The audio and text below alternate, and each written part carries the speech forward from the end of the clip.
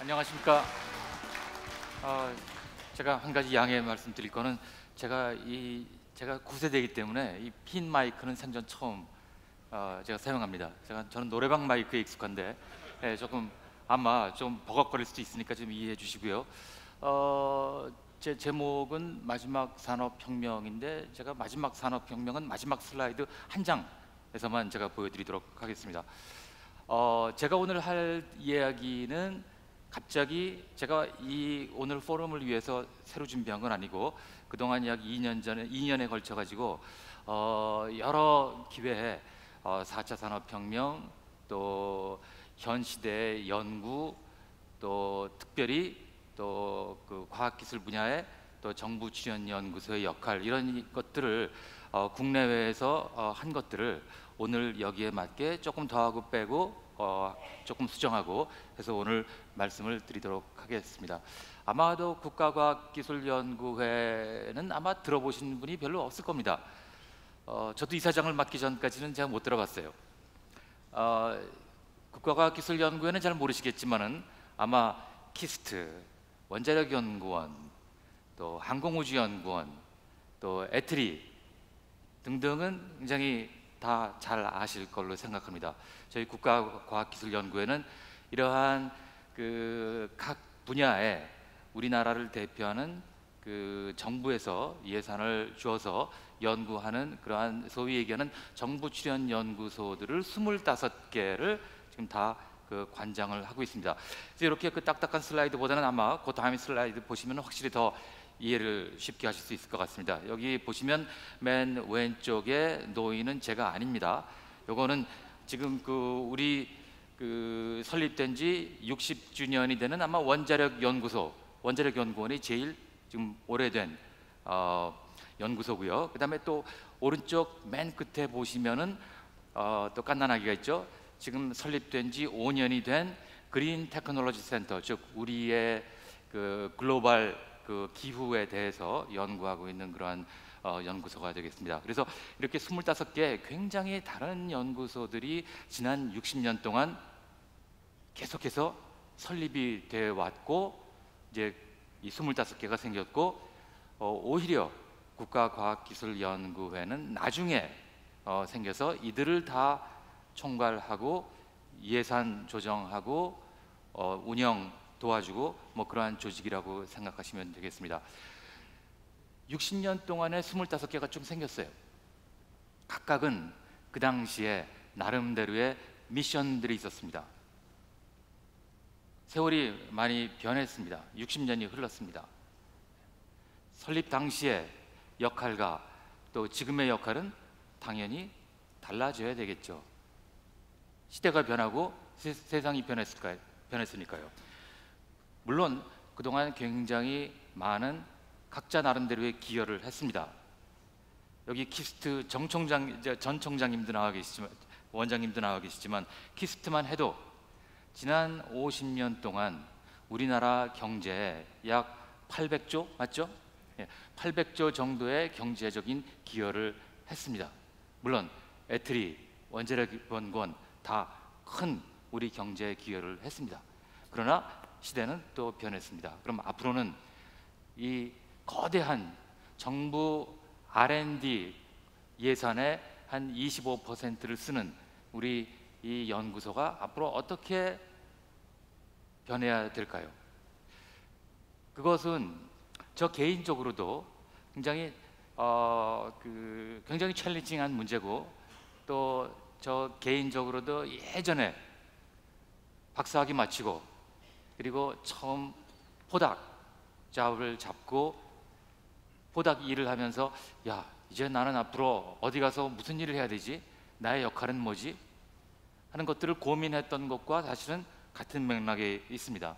보스턴에 가시면은 보스턴 뮤지엄 오브 파인 아트가 있습니다. 거기에 그림 한 점이 걸려 있어요.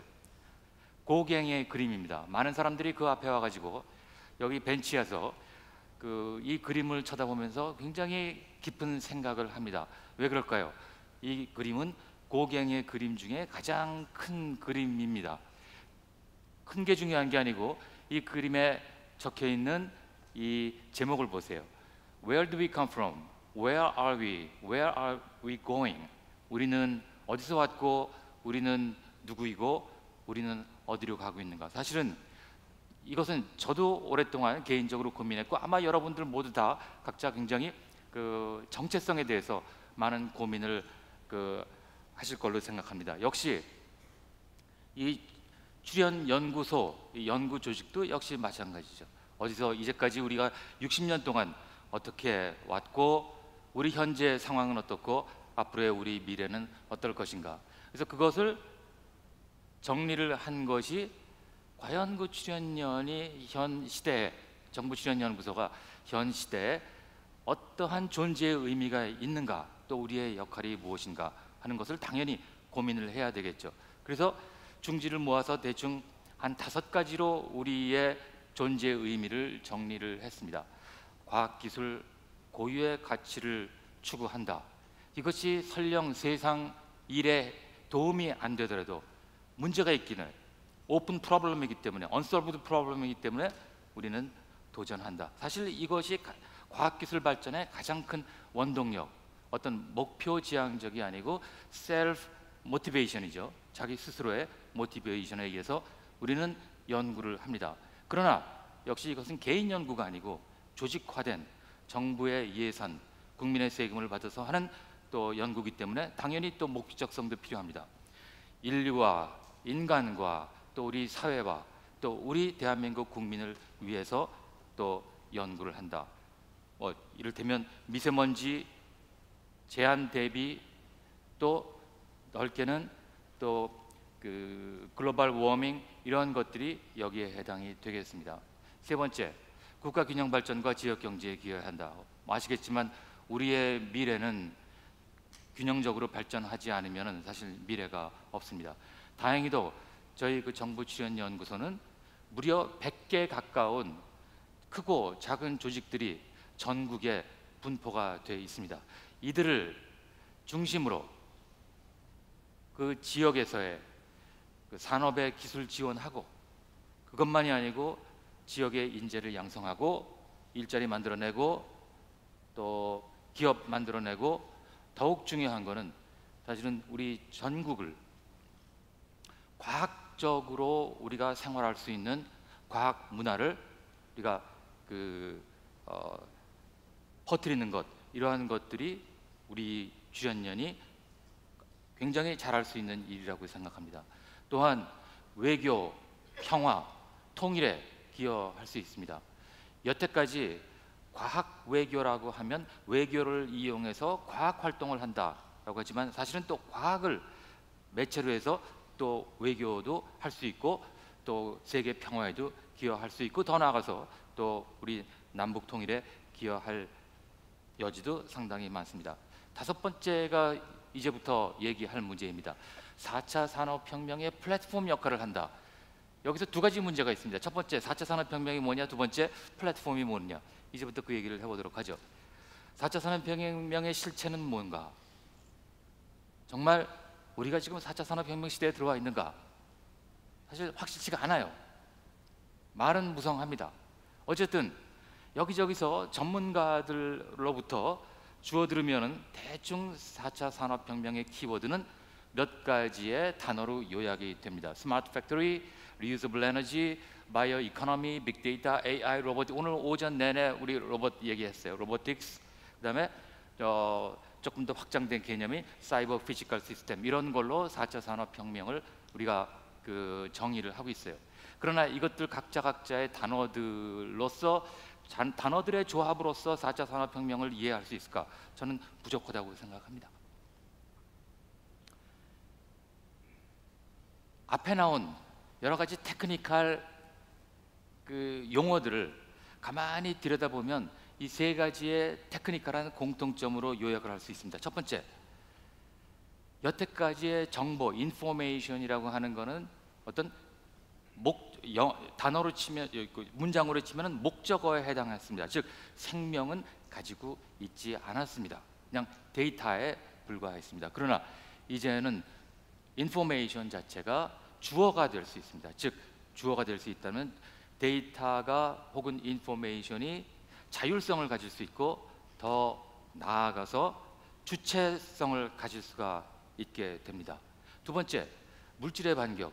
이러한 자아를 가진 정보가 물질 속에 스며들면은 그 물질이 텐저블한 어떤 인텔리전트한 오브젝트, 자율성을 지닌 오브젝트가 됩니다. 3D 프린터, 로봇, 드론, 오토노머스 비클 다 자율성을 가지고 움직이고 있습니다. 세 번째, 가장 중요한 것이 주객의 전도. 여기서 주는 누구, 객은 무엇인가? 주는 인간이고 객은 머신이라고 볼 수가 있습니다. 한번 생각해 보세요. 우리는 열심히 IoT 개념으로 모든 사물들을 네트워킹에 다 흡수를 시키고 있습니다. 뭐 들리는 얘기하면은 수백억 개의 오브젝트가 다 네트워크로 연결된다고 얘기를 합니다. 그 네트워크를 누가 만들었죠? 인간이 만들었습니다. 그런데 한번 생각해 보세요. 이 잘 짜여진 네트워크가 그 다음에는 무엇을 할까요? 이젠 인간을 네트워킹 하기 시작합니다. 이미 시작했습니다. 예를 들까요? 페이스북, 트위터, 카톡 사용하시죠? 만약에 페이스북의 알고리즘이 조금 바뀌고 트위터의 알고리즘이 조금 바뀌면 우리의 소셜 네트워크가 바뀝니다. 우리가 사람들을 커뮤니케이션하고 인터랙션하는 방식 자체가 바뀝니다. 그래서 이것이 제가 볼 때는 4차 산업혁명의 기술적인 핵심, 앞에서 여러 가지 용어들이 나왔지만은 이것의 핵심을 들여다보면 이 세 가지로 요약이 된다고 볼 수 있어요. 4차 산업혁명 얘기해보죠. 4차 산업혁명은 흔히 그렇게 합니다. 1차 스팀 엔진, 2차 전기, 3차 컴퓨터, 4차 XYZ 이렇게 얘기합니다. 그러나 단순 단어를 나열하는 걸로는 사실은 어떤 역사관을 형성하기는 부족합니다. 우리가 1차, 2차, 3차, 4차 혹은 5차, 6차를 이루는 그 산업혁명을 들여다보려면 항상 같은 시각, 일관된 시각에서 우리가 들여다봐야 됩니다. 근데 그 일관된 시각은 하나만 존재하지 않아요. 여러 가지의 일관된 시각이 존재할 수 있습니다. 예를 들어서 우리가 이 모든 산업혁명을 인간과 인간이 만들어낸 피조물의 인터랙션 측면에서 우리가 설명한다면 설명할 수 있어요. 처음에 인간이 만들어낸 오브젝트는 인간이 가지고 쓸 수 있는 연장이었다. 그 다음에는 그것이 하나의 시스템으로 진화되고 그 시스템으로 진화되고 그 다음 단계에서는 사이버네틱스, 노버트 위너가 얘기하는 사이버네틱스 개념, 즉 다시 얘기해서 인간이 기계를 변화시키면은 기계는 인간을 변화시킨다. 즉 하나의 클로즈 룹을 형성하는 그러한 상태가 되고 그 후는 심바이오시스, 즉 인간과 기계가 공존해야 되는 그러한 상황으로 우리가 1, 2, 3, 4차 산업혁명을 이해할 수가 있습니다. 또는 에너지 관점에서 우리가 1차, 2차, 3차, 4차 산업혁명을 또 우리가 설명할 수 있습니다. 또 예를 들면은 어떤 그 문화적인 측면에서 또 산업혁명을 우리가 설명할 수가 있습니다. 1차 산업혁명 이전에 그 고전주의에서 1차 산업혁명이 나오면서 그 낭만주의로 바뀌고 또 2차 산업혁명이 나오면서 낭만주의에서 모더니즘으로 가고 그 다음에 3차 산업혁명이 발전하면서 모더니즘에서 포스트 모더니즘으로 문화는 변화합니다. 이러한 관점에서 그 다음에 또 4차, 5차는 어떻게 될 것인가를 또 우리는 들여다볼 수가 있습니다. 근데 저는 그 첫 번째, 두 번째, 세 번째는 피하고 제가 아이코노그래피, 도상학적으로 좀 얘기를 하려고 합니다. 말은 거창하지만 간단합니다. 거기에 대표되는 이미지를 제시를 하고 그 이미지를 함께 느끼고 공감하면 됩니다. 1차 산업혁명, 아마 구글링 하면은 제일 먼저 나오는 이미지가 이럴 겁니다. 지금 보면은 미세먼지, 초미세먼지 엄청 발산하는 그러한 환경이겠죠. 그러나 그 당시에는 이것이 유토피아 상이었습니다. 모든 유럽 국가들은 영국 런던의 이러한 광경을 흠모하고 이것이 유토피아로 생각하고 우리도 빨리 저렇게 되어야 되겠지 하는 것이 그때 시대상이었어요. 물론 인간성의 말살도 포함되고 있습니다. 그런데 저보고 1차 산업혁명을 대표하는 이미지 하나를 골라라 하면 저는 이걸 고를 거예요. 이건 뭐냐면 여러분도 아마 아실 겁니다. 낭만주의 시대 때 영국의 국민화가 윌리엄 터너가 1839년에 그린 그림입니다. 이 그림을 보시면 뭐가 나오죠? 배 두 척이 나옵니다. 한 척은 뭐예요? 범선이에요. 전함입니다. 이것은 대영 제국, 해가 떠지지 않는 대영 제국을 건설하는데 주역을 담당했던 범선, 전함입니다. 그 전함이 어떻게 되어 있습니까? 지금 퇴역을 합니다. 1차 산업혁명이 일어나고 더 이상 이제 바람으로 가는 이제 전함은 이제는 경쟁력이 없습니다. 아주 작고 검정색의 누추하고 추한 이 작은 증기기관선에 의해서 견인돼 가지고 쓸쓸히 사라져 가는 마지막 항해를 하는 광경입니다. 일설에 의하면 그 당시에 빅토리아 여왕이 이 그림을 보면서 하염없이 눈물을 흘렸다고 해요.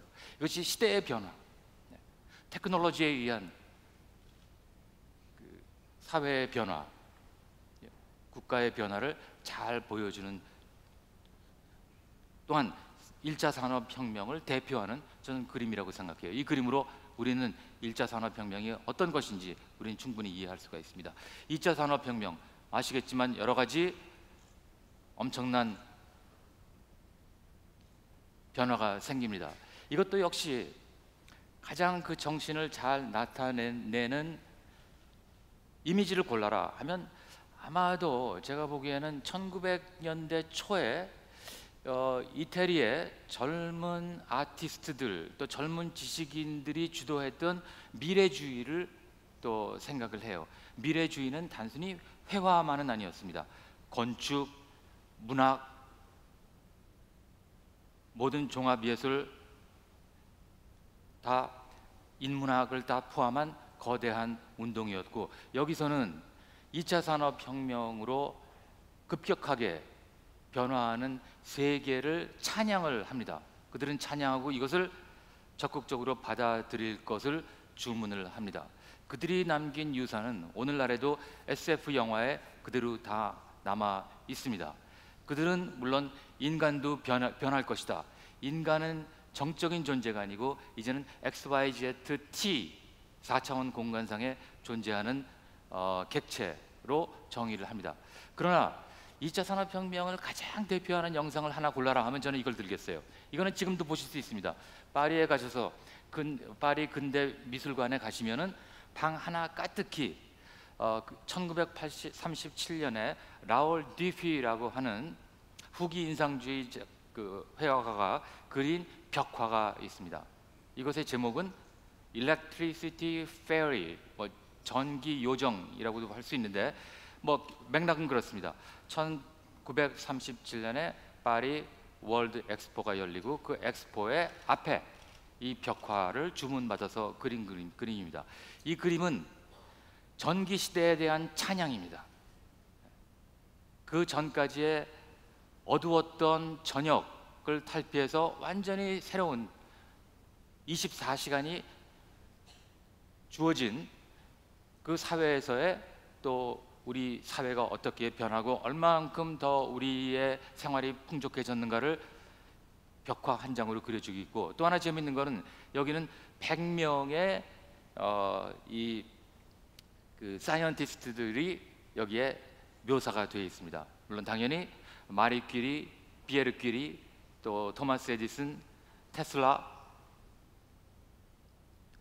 이런 사람들이 쭉 되어 있는데 여기서 또 한 가지 빠진 사람이 있어요. 왜 빠뜨렸는지 모르겠는데 아인슈타인은 이 그림에 들어있지가 않습니다. 어쨌든 이 그림을 가서 이 거대한 벽화 앞에서 서 계시면은 2차 산업혁명에 대한 찬양과 축복을 그대로 느끼실 수가 있습니다. 이건 디테일 사진이고요. 3차 산업혁명, 그렇게 정말 어떤 그 도미네이트하는 영상은 굉장히 찾기가 어려워요. 그러나 꼭 예술 작품만이라도 3차 산업혁명을 굉장히 핵심을 나타내는 영상을 하나 제가 찾았습니다. 아시겠지만 타임지는, 시사주간지 타임지는 매년 1월 달에 1년에 한 번 Man of the Year를 싣습니다. 근데 1983년 이때는 타임지 역사상 처음으로 비인간이 등장을 했어요. 그래서 제목을 어쩔 수 없이 머신 오브 더 이어로 지었습니다. 거기에 주인공은 컴퓨터입니다. 부제를 보세요. 부제가 뭐라고 되어 있죠? The computer moves in. 어디로 들어왔을까요? 어디로 들어온 얘기죠? 가정으로 들어왔습니다. 1983년을 기점으로 이제 컴퓨터는 가족의 일원이 됐습니다. 근데 사실은 이거보다 더 드라마틱한 거는 20년 후에 2006년에 역시 타임지 카바가 이때는 Person of the Year로 했어요. Person of the Year에 누구를 지칭했죠? You, 즉 개인, 우리 모두 각자를 지칭을 했습니다. 그리고 우리 모든 개인 각자와 대비가 돼가지고 바로 아바타로서 컴퓨터가 바탕화면에 깔려 있습니다. 즉 이제는 우리가 가지고 있는 컴퓨터는 동일시가 되고, 이 컴퓨터를 통해서 우리는 모든 이 세상의 모든 인포메이션과 지식을 흡수할 수 있을 뿐만 아니고 우리는 지식을 생산할 수 있는 권리를 갖게 됩니다. 그 후로 전 세계의 민주화 바람이 엄청나게 거세게 밀어붙였습니다. 그런데 여기 자세히 보세요. 맨 밑에 보시면은 Yes, 맞아, 너야. Yes, you. You control the information age. 네가 인포메이션 에이지를 네가 이제는 컨트롤해. 너는 더 이상 방관한 자가 아니야. Welcome to your world. 너의 세계에 온 것을 환영한다. 이렇게 돼 있습니다. 저는 이것이 3차 산업혁명을 가장 대표하는 영상이라고 생각합니다. 자, 만일에 20년 후 4차 산업혁명, 이게 진짜 4차 산업혁명이라면 한 20년쯤 지나서 분명히 타임지 커버에 또 뭔가 실리겠죠. Person of the Year가 실릴 거예요. 누가 실릴까요? 운총장님? 네. 어쩌면은 이럴 수가 있어요. 그렇죠? 이럴 수가 있습니다. 역시 부제는 그럴 거예요. Yes, they. 놀라지 마. 그들이야. They control the knowledge age. 그들이 우리 세계를 지배하고 Welcome to their world. 그들의 세계에 온 것을 환영한다. 그러나 이렇게 표시가 될지 아니면은 여기에 인간이 나올지는 또 두고 봐야 돼요. 우리가 원키는 당연히 주인공은 역시 인간이기를 바랍니다. 그러나 기계는 인간과 더불어 당연히 공존을 하고 공존을 함으로써 더 좋은 세계를 만들어 내는 역할이 되어야 될 거예요. 그래서 그 개념을, 그것이 4차 산업혁명이라고 하면 그 개념을 한 단어로 표시하면 뭐가 될까? 저는 하이브리드라는 단어를 꼽습니다. 하이브리드의 핵심은 뭐죠? 여러분들이 하이브리드 카나 하이브리드 컴퓨터에서 아실 수 있듯이 연료가 되는 전기나 가솔린은 그 자체적으로 아이덴티티는 다 가지고 있습니다. 그러나 자동차가 운영한다는 공동의 목표를 위해서 같이 공존합니다. 어떤 때는 전기가 사용되고 어떤 때는 뭐죠? 가솔린이 사용될지도 모르고 어떤 때는 수소가 사용될지도 몰라요. 그러나 각자의 아이덴티티는 지키면서 공동의 목적, 공동의 목표, 또 공동의 역할을 각자 담당하고 그럼으로써 가장 베스트 솔루션, 그 다음에 베스트 익스피리언스를 만들어 내야 될 걸로 생각합니다. 사실 하이브리드적인 그 접근이나 하이브리드 현상은 전혀 사실 낯설지는 않아요. 이미 예전부터 존재해 있습니다. 아날로그 디지털은 절대 섞일 수 없습니다. 그 둘 사이에 섞는 거는 불가능해요. 분명히 두 개 다 아이덴티티가 있으나 두 개가 같이 공존함으로써 세상이 돌아가고 컴퓨터가 운영이 됩니다. 사실은 어떤 부분을, 내가 어떤 문제가 있을 때 어떤 부분을 아날로그로 해결하고 어떤 부분을 디지털로 해결한다는 것은 굉장히 어떻게 보면 아비트러리예요. 그 아비트러리를 결정하는 것을 누가 하냐? 엔지니어가 합니다. 베스트 퍼포먼스, 그렇죠? 비용 대비 베스트 퍼포먼스를 적절히 섞어주면 돼요. 그런 측면에서 볼 때 어쩌면은 하나님도 이 세상을 설계하고 이 구현을 하실 때 굉장히 고민하셨을 게 틀림이 없어요. 어떤 부분을 내가 디지털로 하고 어느 부분을 아날로그로 할까? 결국 결정은 옵티마이즈를 시킨 결과가 나왔습니다. 그죠? DNA 레벨에서는 생명체는 디지털로 움직입니다. 그죠? 그러나 그 위에 쌓아 올린 것은 화학적인 메커니즘으로 해서 아날로그 구조물을 쌓아 올렸어요. 기막힌 하이브리드적인 접근입니다. 하드웨어, 소프트웨어 역시 하드웨어, 어떤 것은 하드웨어고 어떤 것은 소프트웨어냐는 것은 이것도 역시 아비트러리한 결정이에요. 이것도 역시 엔지니어링 디자인 프로블럼입니다.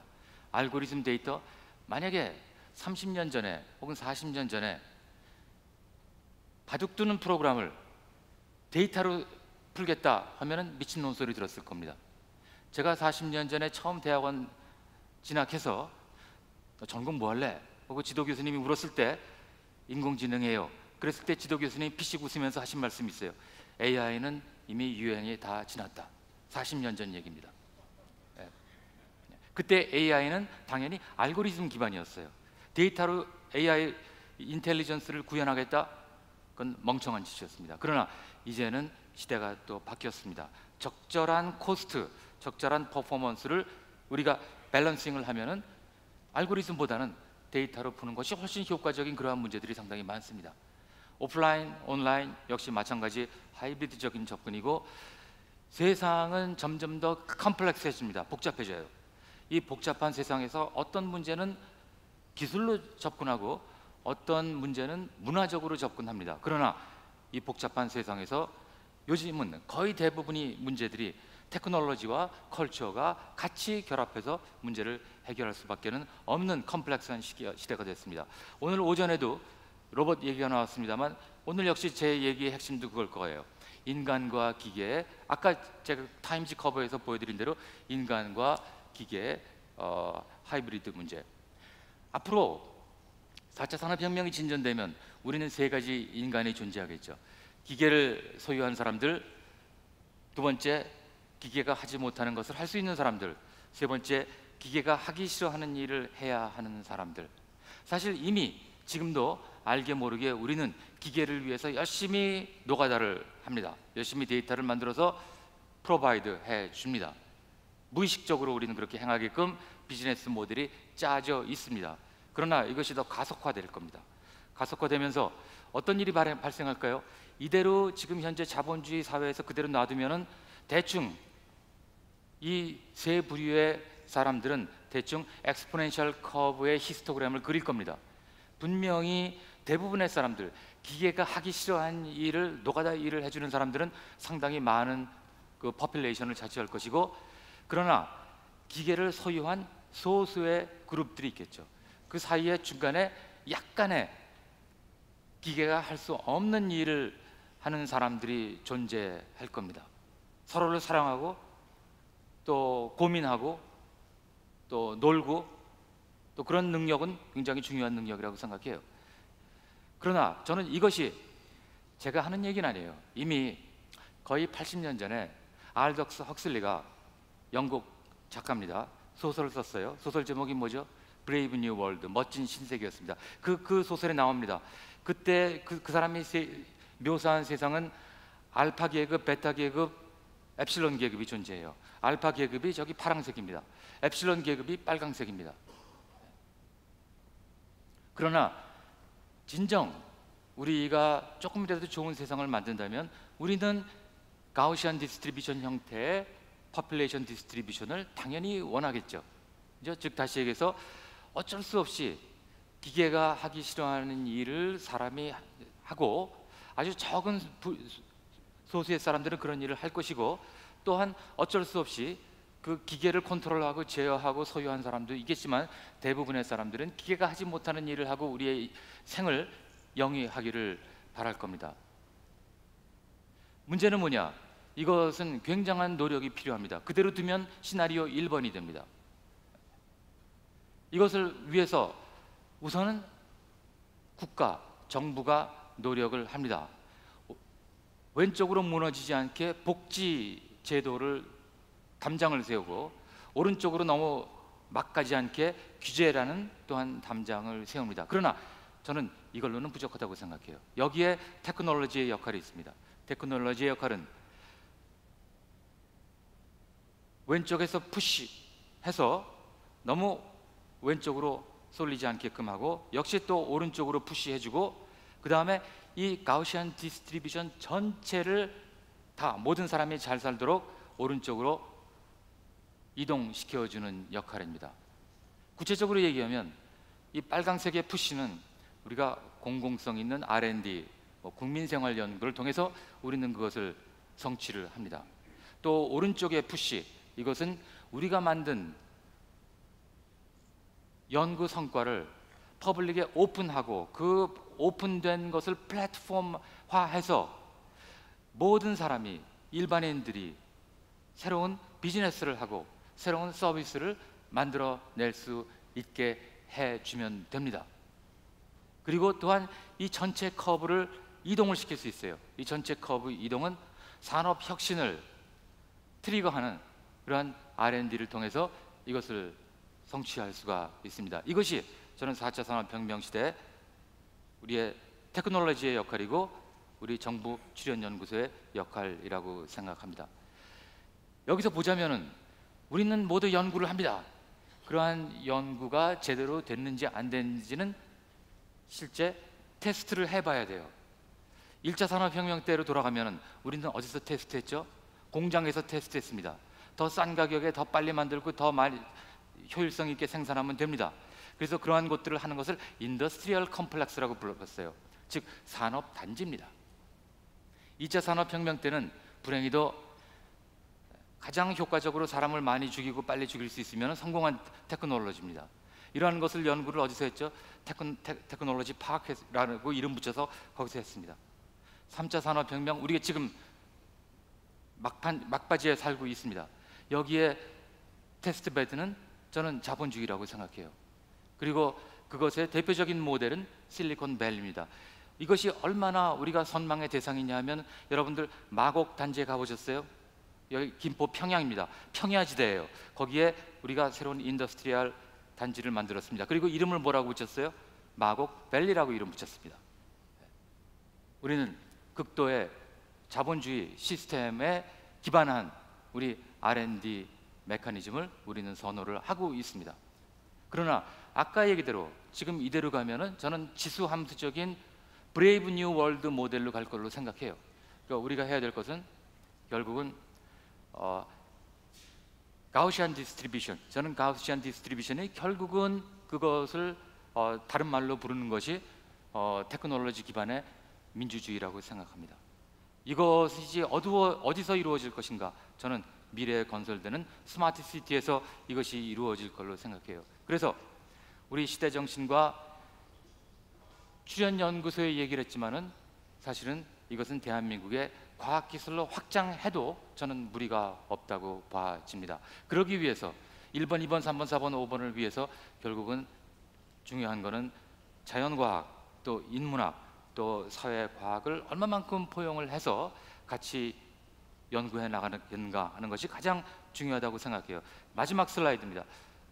마지막 세 개의 슬라이드네요.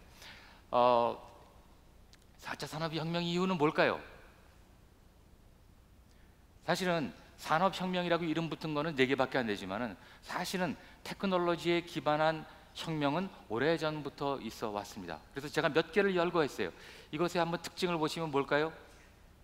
시간 간격이 점점 더 좁아지고 있다는 것을 아실 수가 있습니다. 그래서 제가 시간에 따라서 해보면 신석기 시대, 불의 발견, 그 다음에 농업혁명, 청동기 시대, 철기 시대, 르네상스 등등 해서 1차 산업, 2차 산업혁명,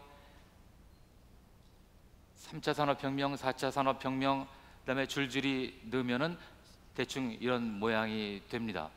그렇죠? 이것을 로가리즘 커브로 보면은 대충 리니어한 형태로 됩니다. 즉 그 얘기는 우리가 미래도 예측할 수 있어요. 5차, 6차, 7차는 어떨 것인가? 만약에 현재까지 인류 역사의 추세를 그대로 우리가 엑스트라폴레이트 하면은 5차 산업혁명은 20년 후에 옵니다. 6차 산업혁명은 10년, 30년 후에 올 것이고 7차 산업혁명에서는 그 이유는 어떻게 될까요? 산업혁명은 매일매일 일어납니다. 누구에 의해서? 초등학생일 수도 있고 노인일 수도 있고 가정주부일 수도 있어요. 누구에게서부터 언제나 어디선든지 일어날 수 있는, 즉 산업혁명의 컨티뉴움 시대가 올 걸로 생각합니다. 언제까지? 인간과 머신의 역량이 비슷할 때까지. 어떠면은 그 이후에 산업혁명이 만약에 있다면은 지금 인간의, 지금 이것은 제가 볼 때 이것은 인간의 한계의 거의 리밋이라고 봐요. 만약에 이것을 돌파하는 산업혁명이 생긴다면 그거는 인간이 아니고 기계가 주도하는 산업혁명이 될 걸로 생각합니다. 설사 그렇다고 하더라도 결국 우리가 인간과 기계와의 심바이오시스, 즉 하이브리드 시스템을 잘 디자인해 놓으면 저는 아무 문제가 없을 것이고, 우리가 기계와 공존하고 기계를 잘 활용해서 더 좋은 세상을 만들 수 있을 걸로 생각합니다. 고맙습니다.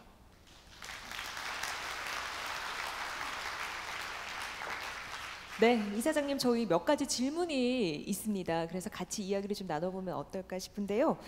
자, 질문을 화면으로 함께 보면서 이야기 좀 나눠보면 좋을 것 같습니다. 자, 5차 산업혁명, 또 6차 산업혁명에 대해서 언급을 해주셨고, 생각보다 더 빨리 올 것이다 라고 말씀해 주셨는데, 개인 단위에서 끊임없이 혁명이 일어날 것이라는 분석도 인상적입니다.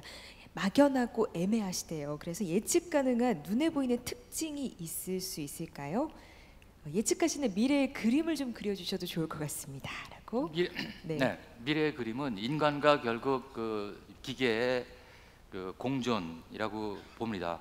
어떤 형태로 공존할 것인가는 사실 여러분들이 디자인하기에 달려 있는 것 같아요. 그래서 제가 구체적인 답은 피할 수, 제가 답은 드리지 않겠지만 제가 원하지 않는 건 있습니다. 즉 뭐냐면 인간과 기계의 하이브리드 시스템은 굉장히 저는 바람직하다고 보지만 인간과 기계와의 실제 융합, 인테그레이션은 바람직하지 않다고 합니다. 즉 다시 얘기해서 사이보그는 제가 원하는 건 아닙니다.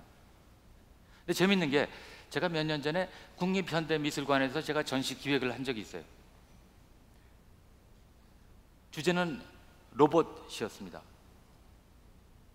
부제는 From Future to Futurism, 미래에서부터 미래주의까지, 역설로 그런 부제를 잡았어요.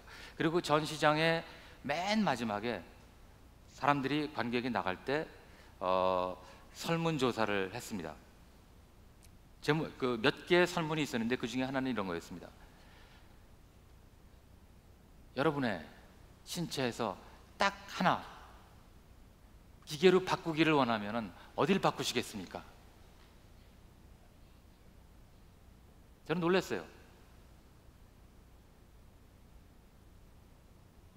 첫 번째, 원하는 거는 48%의 설문 참가자, 전부 3,000명이 응답을 했어요. 48%는 뇌였습니다. 스스로 인간 되기를 버려요. 포기합니다.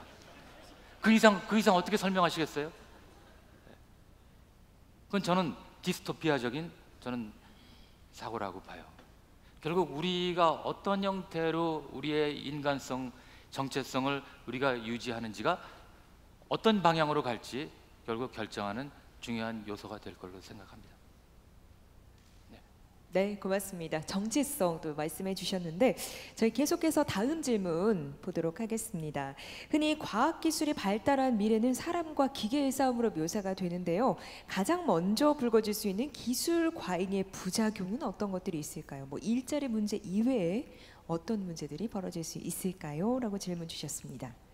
우리 아까 오전에도 의료 로봇, 또 반려 로봇, 또 여러 또 서비스에서 이용할 수 있는 로봇 기술들을 다 우리 봤잖아요.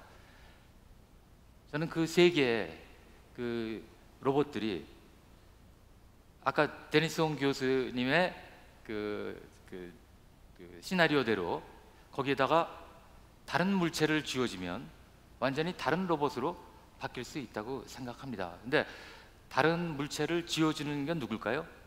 결국 우리죠. 결국 답은 우리에 있다고 보고, 기술 부작용은, 기술 과잉의 부작용은 지금도 나타나고 있고 또 앞으로도 계속 나타나고, 어떻게 보면 지금 현재 4차 산업혁명 시대에 우리가 해결해야 될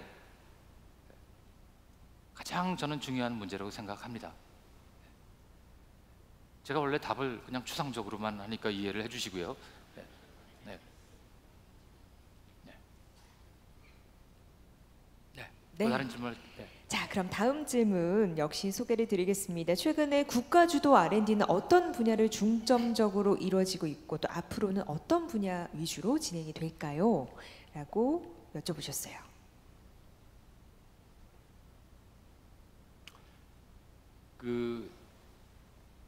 사실은 뭐 다 아시는 얘기입니다. 사실은 대한민국만 특별히 전 세계는 이 방향으로 가고 있는데 대한민국만 특별히 저 방향으로 가고 있지는 않습니다.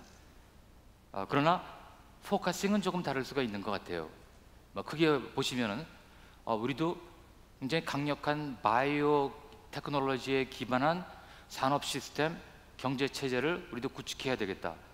바이오 경제 필요합니다. 또 그 대체 에너지, 리유저블 에너지에 기반한 또 에너지 시스템 하려면 역시 여기 에너지 분야에, 특히 리유저블 에너지 분야에 R&D 필요합니다. 그런 과정에서 또 수소도 필요하고 또 다른 리유저블 에너지도 필요하겠죠. 에너지 문제 있고요. 바이오 아까 말씀드렸고, 그다음에 우리의 국토 인프라도 굉장히 획기적으로 발전시켜야 됩니다. 특히 남북 통일을 대비하면 건설 부문, 스마트 시티, 거기에 기본적인 그 플랫폼을 디자인해야 되고요. 그다음에 철도 시스템, 또 철도 시스템을 포함한 교통 인프라, 이것도 첨단으로 나가야 됩니다. 뭐 아시겠지만은 뭐 하이퍼 튜브라는 말씀 들어보셨을 거예요. 거의 음속으로 그 튜브를 통해서 그 운행하는 그러한 철도 시스템입니다. 역시 연구하고 있고요. 또한 꼭 당장 먹거리는 안 되더라도 우주 개발은 해야 됩니다. 그리고 하늘에 별 볼 일밖에 없지만 별은 계속 봐야 됩니다. 이거는 국격의 문제예요. 아무리 잘 먹고 잘 살아도 역시 이러한 순수 과학은 놓칠 수가 없고, 그것도 역시 민간 부문에서는 하긴 어려운 일이고, 거대 순수 과학은 역시 이 정부 주도로 운영이 되는 연구소에서 해야 된다고 봅니다. 사실 해야 될 일은 굉장히 많은 것 같아요. 결국 선택의 문제인데 어느 분야로 더 선택을 해야 되는가, 이거는 사실 우리 국민들의 중지를 모아야 됩니다. 많이 말씀해 주시고 또 그것을 반영해서 또 우리가 우리만의 또 과학기술 분야를 또 개척을 해야 될 걸로 생각합니다. 네. 네, 고맙습니다. 특별 강연에 이어서 질문에도 답변까지 해주셨는데요. 저희는 박수와 함께 보내드리도록 하겠습니다. 원광현 이사장님께 다시 한번 큰 박수 부탁드리겠습니다.